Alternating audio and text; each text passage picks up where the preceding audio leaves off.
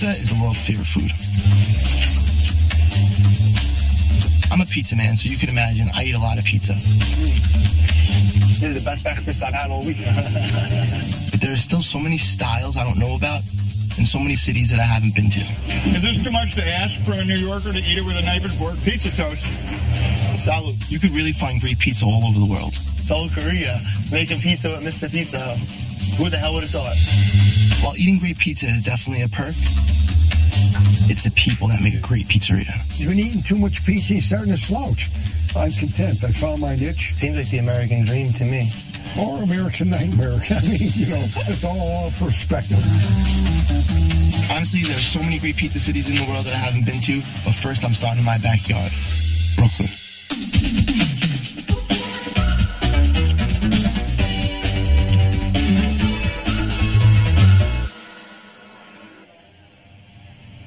When you think about a neighborhood pizzeria, you think about grabbing a slice on your way home from work, after school, in and out. Kind of place that's so ingrained in the community, it feels like it's been there for 100 years. Then there's Roberta's, a pizzeria that just isn't part of the neighborhood, it literally created one. What I love about Roberta's is that they don't play by the rules. Their style's in the vein of Neapolitan pizza, but it's also totally different. These guys will throw anything on top of a pizza, but at the end of the day, it tastes great. One of the guys responsible for creating Roberta's Pizza is Anthony Falco, their official pizza czar. Gotta get inside the mind of the dough. He's been there since the beginning. We used to work together, and it's always great to catch up. I'd like to stop working in the pizza kitchen every day. I want to make pizza as often as I can, but really, I also don't want to get in the way of the really talented crew that we have. Where it all began, man, huh? Yeah, this is it right here. Being in this section, looking at the wood fire ovens, there's something really relaxing about looking at the flame. It's awesome, really in the true sense of the word. It's awe-inspiring to cook with fire. Yeah, it's amazing. It's like the light of the sun that was stored by the wood, and then it's released through chemical reactions. It's super rad. I remember when Roberta's first opened, I came here and we walked into Roberta's, and from the outside, you can't really tell what's inside. Oh, it's a good call. And then you walk inside and it's just this wonderful place. Yeah, I mean, this was all just a wrecked car lot. There's this guy, Ashat. This was his mechanic shop.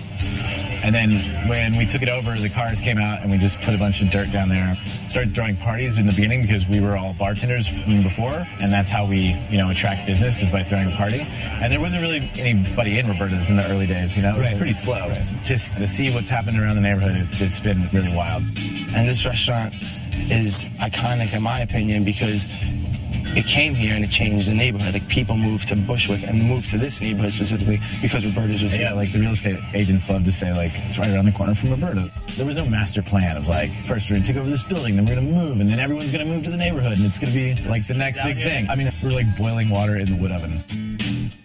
It's, controlled chaos at best, and...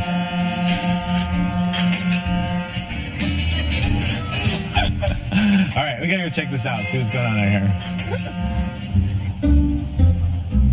Oh, that's Yankel. Yeah. He's our wood delivery guy. Yankel! Can you go in front? So what do you want to do now? I know, let's do the delivery. But can you go in front of their gate? Yankel, man. I gotta get this guy's number. Yeah, sure. Yeah, I'll hook you up with Yankel. I do love my wood guys, though. It's important to have a good wood guy. It's a key ingredient, right? Just like the water or the flour or the dough. I mean, we had the same wood guy forever, and it would come in big blocks, and we would chop it ourselves. This guy's boom. As you can see, he's a professional, in and out. It's nice, though. It's cut nice. Dude, yeah. Triple cut. Yeah, we don't have to do so. We just use it straight up like that.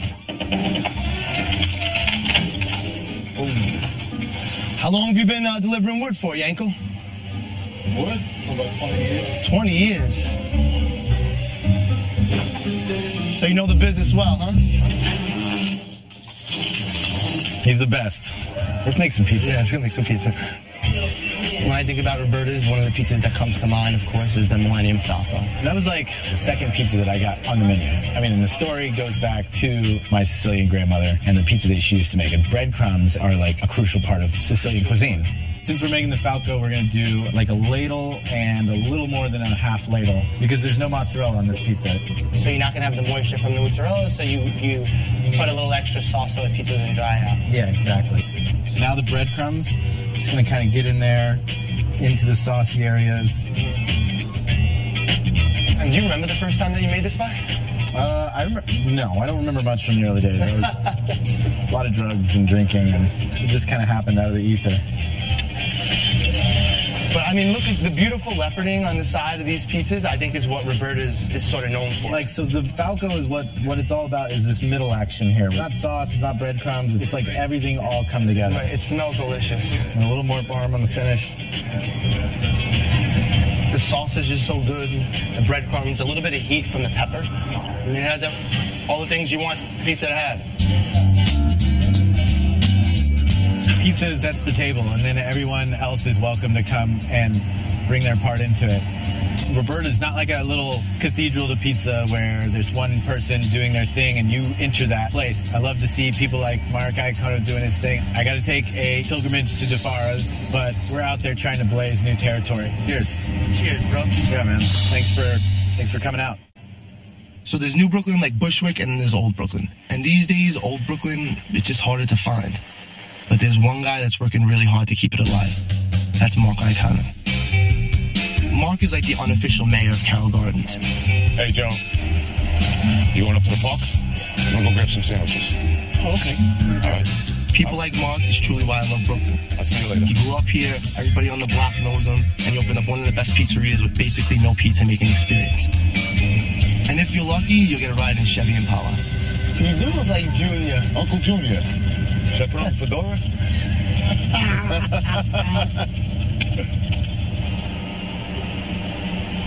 Got the leaf blower up? My leaf blower. Oh man, it's like watering the concrete in the morning. That's my favorite thing to do. know. Oh, this thing is sick. This is amazing. This is amazing.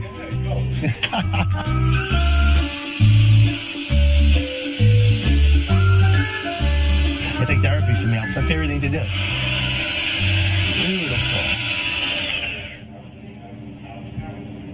This is a beautiful little escape back here, man. I love it back here. You love to build. I love to build. I built this restaurant. You built the whole restaurant. The whole restaurant. I had no intentions of doing a pizzeria. I just wanted to grab the space and maybe keep it going. You know, I got the keys. I came in here and I just started looking around and thinking, what do I do? This used to be a candy store. We'll keep it the candy store, you know. There used to be a great pizzeria over here on President Street. And I remember that place being packed every day, Right, you know, right, when it was right, on a little side street. I said, you know what? Pizza. It took me 2.5 years to build a space. I finally finished. I says, all right, I got to, you know, teach myself to make pizza. How did it all come about? What, did you read books? Did you watch people? How did You know, like I says, how hard could it be to make a pizza? So I started making pies, practicing, handing them out to people. And I'm standing in here by myself. And I says, I got to open. Growing up in pizzerias, did they ever have wine? No. Did they ever have waitresses? No. I says, it's me. I remember going to the pizzeria. It was Angelo, the old man. That was it. But I take the paper down. I call up Anthony, my landlord, and his mother, Ro. And I says, come downstairs, sit in the place, make it look like we're open. And then I serve them a pizza. A half hour later, someone comes in. An hour later, 2.5 hours, every table was full. And I'm running around, I take their order, I make them a pizza, I bring it to the table. And that's how it started. Then it was just like chaos. Words spread like wildfire. Word of mouth, that was it. Now, if you watch this, you're going to see it's going to, and they see There you go. something up right Yeah, up. it's like a balloon. And then we finish it off with some Reggiano, some basil, And basil. and that's it. That's it. That's a classic Lucali pizza right there. You gonna shake my hand? Oh, I'm sorry. I'm sorry. All right, amazing. I've been dying for this. So good. That's what a classic margarita or regular pie should taste like. Like the tomato sauce with like a mixture of like the milky buffalo mozzarella cheese and then the hard cheeses. It's like creamy and a little tangy at the same time. It's really delicious.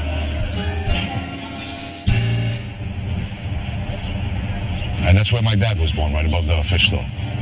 I grew up right over here. And you guys grew up over here. You got the church bells right. That's perfect. Oh, it's the best. And this is where I played as a kid, this bar. Hey, Rich, how are you? Everybody's up in the park. Oh, yeah? Yeah, we're going to play some bocce. Who's the crew we got here today that we're hanging with? It's just like generations of friends. Hey. You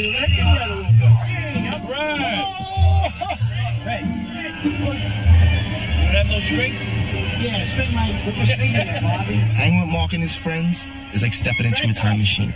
This is literally old Brooklyn. Where else can you smoke a cigar and play bocce? Right. You got your glasses on? You got one. 8-7 green. Go straight up the middle. That's it. Oh, look at that. Oh, that ball's dead. That's dead because it hit? No, what are you talking? Isn't that ball dead when it hits? No. Wait, are you making up your own rules? That's the Sicilian bocce. Back the Egyptians, maybe, call you that. Well, you know, everybody has their house rules, so one of the guys is a little confused about taking the ball off if it hit the back. I disagree with that. I tell you, I read it this morning. I looked on the rules this morning. If you hit the back, because everybody be going for the back. There's no, you just slam it. There was some confusion, but what's a bocce game without arguing, right? If you're not arguing about the rules or about something, then it's not a real bocce game. Argues about everything. That's it. Every neighborhood argues about everything. Wait. There we go. Come on. I don't know. Williamsburg, you know, you gotta check. Frankie, get in there. Forget about it. I'll see you at the pizzeria later. It was nice playing bocce with you. See you later. Where's up? Come on, let's go to Esposito's. Let's go. Mark, like any great pizzaiolo, takes a lot of pride in his ingredients. He shops for them every morning at Esposito's, his favorite neighborhood pork store. It smells great in here. The sausage is unbelievable. And the sandwiches. Pick out a sandwich. You want a sandwich? How many years has this shop been here for? 1922. 1922. How many generations are you? I'm number 3. 3? My nephew's number 4. But it's gonna die. And Mark served it 7 times. Yeah. Like this. I understand. Time goes on. You can't do anything about it. For me, it makes me sad because it's like this is what what Brooklyn is about, and what makes it special. All right, what do you want? Give me a pound and a half of chop, half a pound of pork, half a pound of veal. You want to make meatballs? Salud, man. Salud. Cheers. I kind of like to make a rustic meatball. So what's the story behind the meatballs? Like, what's the style of them? Is it from your grandmother? Is it your own style? You know, it all stems from my grandmother. And I was working on a meatball, believe it or not, for 3 years. I would make it, and then it's just like, I was so busy making pizza, then I would go back to the meatballs.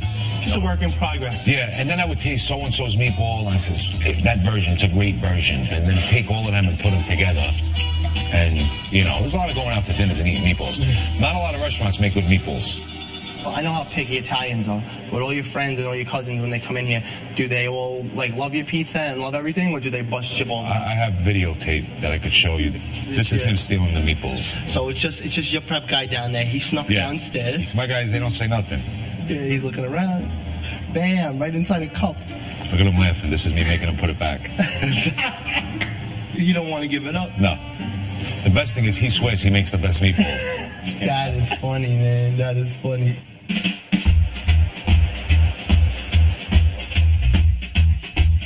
As someone that wasn't from the food industry, how did you know to use the stuff that you use? That's all dumb. I had already signed a lease here. And, I was building the space out. And I went, and I was like, that's it. This guy has just taken traditional New York pizza to another level. Dom raised the bar. I said, if I ever made pizza, this is how I'm going to make it. After talking about our idol, it was time to go see the old man. We hopped into Mark's convertible, hung Dom's present on the mirror, and made our way to the Fara. It's time for a visit with the king of Brooklyn pizza at his Midwood Palace. Ready, kid? Let's do it.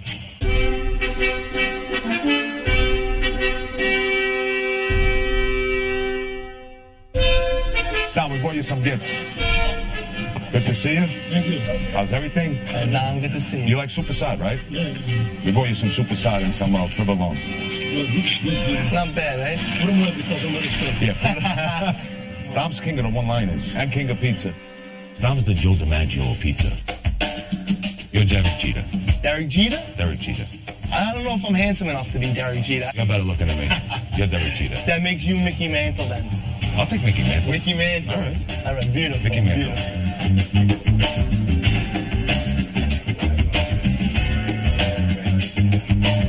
1922. 1965 is when this pizzeria opened. He actually had another location somewhere, and he was driving by this area, and he saw the crowd. Said, you know what, I should open over here. But back then, it was very mixed. It was kosher, it was Orthodox Jewish, it was Greek, it was Italian. But then as the late 80s were approaching, it was turning like fully Orthodox.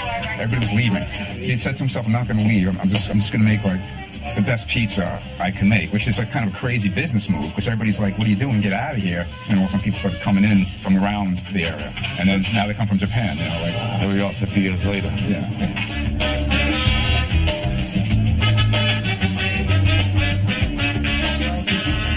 We just wanted to order a couple slices, maybe 2 regular slices and 2 square. So the squares I have ready, I can start you with that.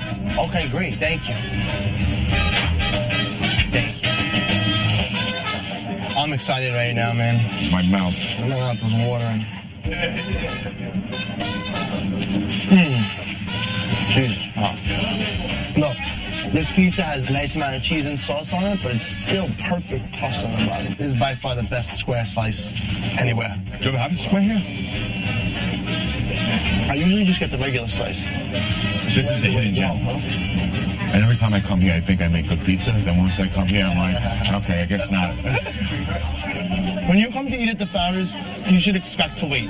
Dominic takes his time to make his pizza. He wants to make sure that his pizza is perfect. It's all about quality. It's all about quality.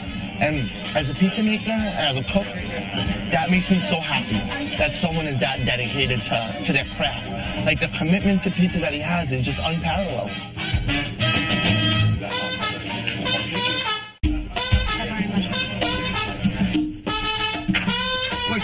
This guy who's he gonna find about? Yeah, cut the pizza this way, then he cuts the pizza this way. Okay, guys, you ready for the regulars? Ready? I was ready 10 minutes ago. Thank you so much. I was ready when I woke up this morning. When I eat pizza, what I also love is like all these like little black spots, you know, the bubbles and little imperfections. Like That's his oven. that oven is like an old, it's like an old Impala. Dom DeMarco for me was like a huge inspiration. Like as a young cook, I used to go in there and just watch it. I could just stand there for hours and watch it. Dom, what's your favorite part about making pizza? I like dealing with the flour, you know, the dough. You like it? I like it because I use my hand, you know? Yeah. Do you like working with your family, with your son and your daughter? But I like what you do, not what you don't do, you know? You love what you do, you never work. You never work a day in your life. Well, what's your first memory of you coming to the Farrers? I want to say 12 years ago.